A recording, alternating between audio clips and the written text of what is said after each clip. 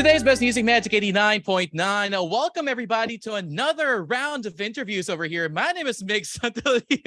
Oh my God, Justin's already excited. And today we're talking to someone who's an absolutely fantastic singer, songwriter who's written so many amazing pop songs and even featured on one of your favorite Kygo songs, Stargazer, hailing all the way from the Windy City. Welcome everybody to Magic 89.9, Mr. Justin Stain, aka Justin Jesso. Hey Justin, what's up, man? Wow, that's the first time I've done an interview and someone's actually used my legal name. I know how to find information. I know, I was like, whoa. Yeah. Nice to see you again. What's going on? I like your, oh no, it's not a fish tank. I thought it was a fish tank back there, but it's just a poster. It's just a poster, man. Like I literally thought you had a fish tank filled with what looks like little Pikachus, but that's not. It's not going. Are there little Pikachus back there? Those are little Pikachus, actually. I'm a massive Pokemon fan, so that everything back there, those are all my Pokemon plushies. I love it. I have a life-size plushie. Do you want to see my life-size plushie? Yes, I do. Ready? Wait, he's. Come on, go down a little bit. Go down a little bit. Okay, I've got this thing that follows me. This camera's like all crazy. Wait, but dude, that's amazing. I need that camera. Wait. It's just the iPad. Are you serious? Dang, dude. Oh my God. This is my life-size plushie. Oh, what? So cute. Oh, wait, Yeah. What breed? I tell everybody he's a mini golden doodle, but he's a rescue, so I don't really know. Golden doodle is good enough for me. So cute. Yeah. Oh my God. I know. He's such a little nugget. He's like, hey, Joe. His name is Elvis. We just shot a music video all about him for Miracle, for my new single. Are you serious? Okay, I have to touch on that later on in the interview, dude, because like I want to see what Elvis has to do with Miracle. Yeah, because he was the star of the show. Exactly, because he's a rescue. He is a miracle in himself. My goodness. Exactly. And my relationship with him is a miracle.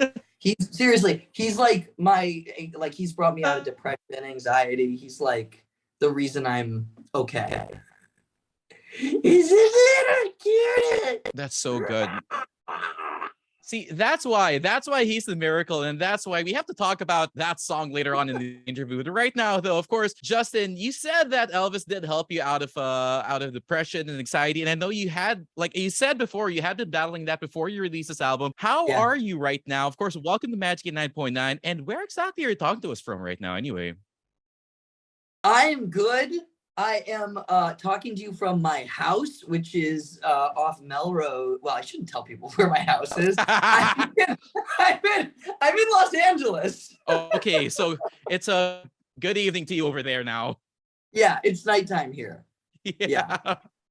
Oh my goodness. It's 7:30, and I'm sharing I'll give you my address. Just Yeah. So everyone, if you want to find Justin, just stalk for him around Los Angeles. You can find him easily with the dog named Elvis. Just don't. Yeah. You can steal him. Just don't steal Elvis. You can kidnap me. Just leave Elvis alone. He's too good. That would have been the tagline back in like the 60s. Instead of leave Britney alone, leave Elvis alone. Yeah, I agree. So first off, since it is your first time here on Magic 89.9, just want to ask actually, how did you land on the last name for your stage name, Jesso, from Justin Stain? How did you become Justin Jesso? So Jesso was my great-grandfather's nickname. He was a band leader in the 20s, and he used to play piano for Al Capone, who was a big Chicago gangster. Wow. And so he was probably the most musical person in my family. And when I was thinking about changing my name and taking something on, that was the thing that stuck out to me that I thought was really cool about my family history. And so he actually, funnily enough, did the same thing to escape persecution, because people weren't very nice to Jewish people back then. He decided to change his name from Cohen to Cowan, and then just went with the nickname Jesso. So that's where it came from. That's a nice little trivia right there, actually. I gotta say, that's a pretty nice way of honoring your family's history. Yeah, I just thought it was a cool name, and I never got to meet him, but I heard stories about him. You know what? I feel like this is show and tell day. Okay, Elvis, you're going over here. Let me show you. So this is actually, I I realized that I'm in sweatpants, so like don't, like I didn't like dress. I didn't like dress up. Don't worry, dude. You don't. I'm like, You don't need to see anything below my my torso. You do not need to see anything down there either. So this is actually him. This is his band in the 20s. Wow. He's playing piano, right? I don't know if you can see that, but he's right there. Yeah. So yeah, that's my great grandfather Jesso. And you can see that I use a ring light. Yeah, dude. You can see the ring light actually in mine. Like I can't get rid of that. Right? At least you can't see yours immediately. Right. So yeah, so that's my great grandfather, and I just thought that was I really resonated with that and wanted to honor him and kind of feel in a weird way like a reincarnation of him because I'm following in the career path that he followed. Yeah, no, it's great keeping the family, like at least that part of your family tradition alive, dude. Like it's not every day you get to see you're like one of your ancestors played in a big band for Al Capone of all people, Right. Nonetheless. Right, and isn't that crazy? You can still continue. Dude, like the right? things he must have seen. Dude, especially back during the 1920s, like the roaring 20s, my goodness. And speaking of roaring as well, you roared back into the musical landscape just this year with the release of Finding the Opposite of Loneliness. Congratulations on that. And dude, I listened to the EP. It's an absolute roller coaster of emotions through and through. And man, from start to finish, dude, I really felt like I was listening to a story happening from breakups to finding yourself, like refinding that happiness and everything.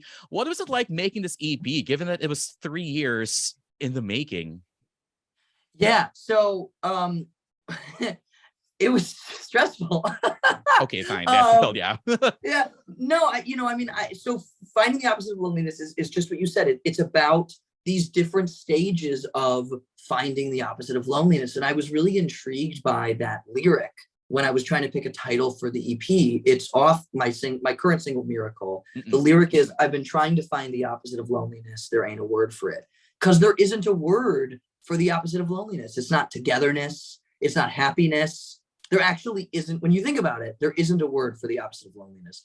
And so what's cool about that is the opposite of loneliness is actually different for everybody.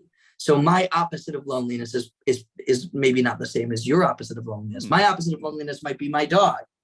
Your opposite of loneliness might be your fish tank that you don't have. You know what I mean? Or your plush Beanie Babies. Like that might be how you find your opposite of loneliness. So for me, this 2-part EP came from me being on this roller coaster of emotions. The first half of the EP are songs where I haven't found the opposite of loneliness, where I'm searching for it. Songs like Lose Ya, where I'm dealing with my anxiety over losing somebody and losing myself. Songs like If You're Meant to Come Back, where I am sad and really trying to trust the universe that if I let this thing go, if it's meant to come back to me, then it will, and making peace that it might not come back to me. Lifeline, which is just a song about like unabashedly feeling like you need a lifeline and feeling like you're drowning. And, Drink Alone, which is literally about breaking up with somebody and going, I should be out partying my face off trying to forget this person, and yet I'm here drinking alone, which is exactly what I did. And that one's actually based off of this one moment that I had. I had broken up with an ex of mine, and I was fine for I want to say a month and a half, and I hadn't thought about them for I was on the phone with my mom, and I was like, oh, I haven't I feel okay today. And I haven't thought about them today. And I turned around and I saw the bookcase that was the reason that we had moved into this house together when we were living together, was this one bookcase that I saw. And I just lost my shit. And I was talking about, I just dropped the phone and hit the floor and sobbed for 20 minutes. Oh my goodness. And so that's what Drink Alone is about, that moment. And then part 2 is songs where I'm either in the process of finding the opposite of loneliness or I found it. Songs like Bigger Than, which is about being bigger than your fears and doing the right thing and being generous and being a good person and knowing that it's not about what you have, but what you do for others, and how you live your life and who you surround yourself with. And so that's in a way the transition of, okay, bigger than almost outlines the steps of how to be bigger than your fears and how to find the opposite of loneliness, by focusing on the right things. And then Miracle is about finding that opposite of loneliness and finding that in a person or relationship. We just shot a music video where the entire music video is about how much I love my dog because my dog has gotten me through depression and anxiety in our relationship. I didn't want to do a traditional relationship video with a significant other. I thought, you know what, I want to do something a little bit different. What other relationship in my life has gotten me through so much? And I realized that it was my relationship with Elvis that got me through. So Miracle is about having found the opposite of loneliness. And one of the most amazing things about this project is hearing people's response to this music. I am so fortunate. I get these messages. People send me messages all the time about how the music has affected them. And I started this album in my phone called Inspired Through Music. And these are all the messages that I get. Wow. From people that have felt something through my music. Man. It's a lot. I mean, I can show you. Here's, I always go back to this. This is a graph that someone sent me. I won't let you see who sent it to me, but it says 1 month, 7 days, 23 hours, 39 minutes, 52 seconds. And then there's a note along with it that says, oh, if I can find it. This is how many days they've been self-harm free. Justin, I wanted to thank you again for everything. You're the only reason I'm still breathing and alive. I mean, it's just nuts. Do you want me to read you one of them? Sure, by all means. I mean, of course, if it's okay with you. Yeah, this is one of my favorites. There's like a bunch of really, really heavy ones that I don't know what the audience is like. Yeah. But this one I really like. It's a little long, so bear with me. But this is from a mom who has a 10-year-old son who is autistic. And okay, so what I didn't say before, because it's almost unbearable to write, is that Pete hadn't been able to tell me, Pete's the son, hadn't been able to tell me he loved me in all his 10 years, even though he's very verbal. Just understanding and verbally expressing his own emotions is really hard for him. I had accepted the fact that saying, I love you to me was just something he wasn't able to do. And I had come to peace with it because I could feel his love and he shows it in other ways. Until a few months ago, when 400 Trillion came out. After we figured out 400 Trillion helped with his anxiety, it became his go-to song. He loves numbers, so I think he was drawn in by the title and cover, and then just really connected with the music and lyrics from there. A few months ago, we were listening, and he asked me what I thought the song was about. I told him that someone figured out there's a 1 in 400 trillion chance that we are born the unique individual that we are. And because that chance is so tiny, it's really special that we are exactly who we are, and we should celebrate that dancing on the rooftops, which is one of the lyrics. This is a message I've tried to talk to him about since his diagnosis of autism at age 2. He doesn't yet know he's autistic, and I want him to understand himself first and understand that everyone is a unique individual, and that's a good thing before I explain to him there's a name for how his brain is wired and why he feels like he might have some more challenges than the other kids. He has not internalized this difference, or at least has not said anything about it, but this is a message that's really crucial for a neurodivergent kid to understand. Well, after I explained my interpretation of 400 trillion, he looked up at me and just said, I love you, mommy. I was absolutely floored. Tears are streaming down my face as I write this because now he tells me he loves me all the time. And I will never take it for granted because I've waited a whole decade to hear that. Justin, I really can't thank you enough for that. And thank you for providing me a way to start to explain to my son his neurodiversity within the context of a song with which he deeply connects. Dude, that is beyond amazing. Oh my goodness. I listened to that song just earlier this morning. I was blown away by just the probability you mentioned the song, because no one talks about how many probabilities or how many different factors it takes to be born just the way you are. You know, it's something no one ever thinks about. Yeah. And man, for it to resonate with someone that much, and for them to send you a note, and show you how much they appreciate it. Dude, like it's amazing though how you keep all these notes as well. Yeah, I mean, it's the reason I do what I do, and I've had so many. Do you want to hear one more? This next one to me is one of the craziest ones. Sure. So, dear Justin, yesterday during the performance in Amsterdam, you told us the story about the purpose of your music, and exactly what you said. Your music definitely got me through the hardest time ever. A short while ago, I don't know if this is right for you. This is the problem. This is a story about a woman who, you're like, go for it. Okay. Go for it. A short while ago, I've been attacked during my morning run in the forest. Oh my Do you want me God. to keep going? Keep going, keep going. I need to hear this. Words cannot explain the pain and fear I felt. It felt like my soul and body were taken away from me that day. It completely broke me. I was traumatized, and when I found out I was pregnant, I totally lost myself and really considered ending my life because I couldn't live with the pain for the rest of my life. Now, 8 months later, I completed my trauma therapy and am able to see the beauty of life again. Every day I am making steps, and your music has helped me a lot in that progress. Yesterday, during the meet and greet, you were the first man who came into my personal space during the photo moment for a hug. Also, for me, it was the first big thing I joined with strangers around me outside of my comfort bubble. Years ago, stargazing made me fall in love with you and your music. It was the song for me and my boyfriend, and my favorite song ever. During the run/raping, I had stargazing on repeat in my headset. Since that moment, I wasn't able to listen to it again, and it broke my heart. But yesterday, there was a moment you started singing stargazing, and tears were all over my face. It felt like you took the pain and horrible memories out of my heart by every word you sung. Thank you so much for singing that song yesterday. It was so important to my process. Now I've got a new memory of my favorite song again, and I will cherish it forever.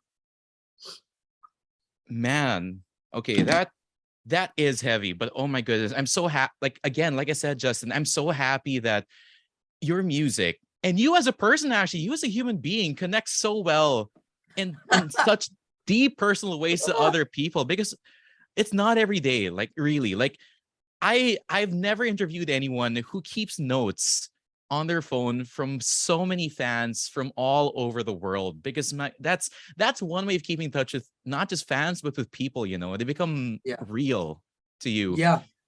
And the fact that your album actually, like, sorry, not album, EP. I keep thinking it's an album because there's two sides to it. It's 9 songs. It's a technicality. Yeah.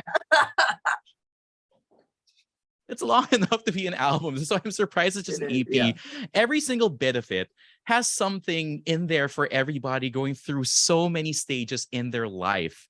Yeah. And honestly, if we had more time, I want to ask you to break down every single bit of that EP for us, because it feels like there was a story here. There was a story to go through in every single stage of the writing. But since they're telling me we've only got like how many more minutes, you said you got that. I can come back. Don't worry. I can come back and give you the whole rundown another time.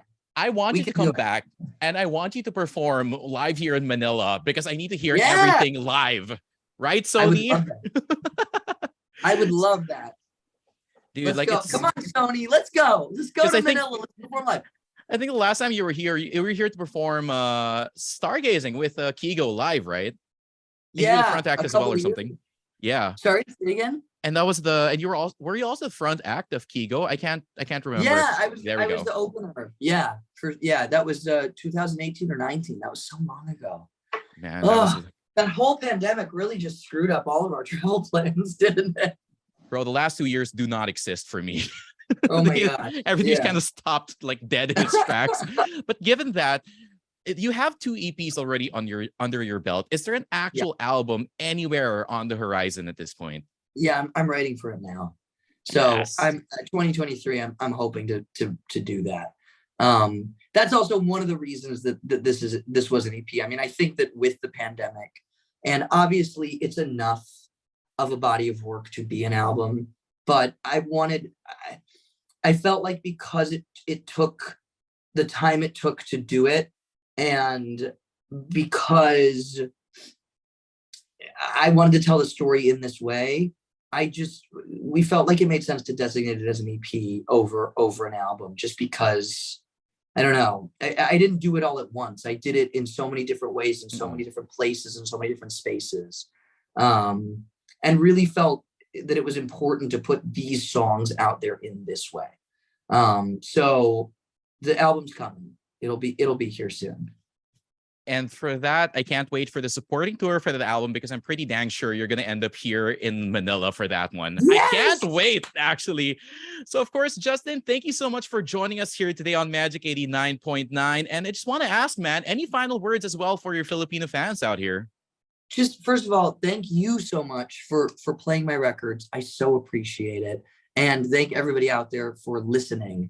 It really means a lot to me, and hopefully it helps you guys with whatever you are going through, as it's helped me to write it. So I hope to see you and everybody else very soon.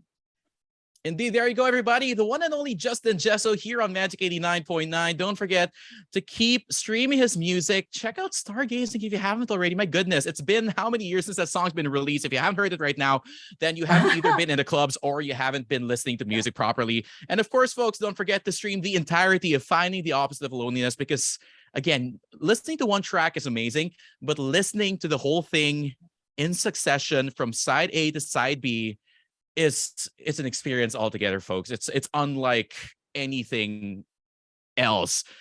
Of course, folks, my name is Migs Santillan, and you were tuned in to today's best music here on Magic 89.9.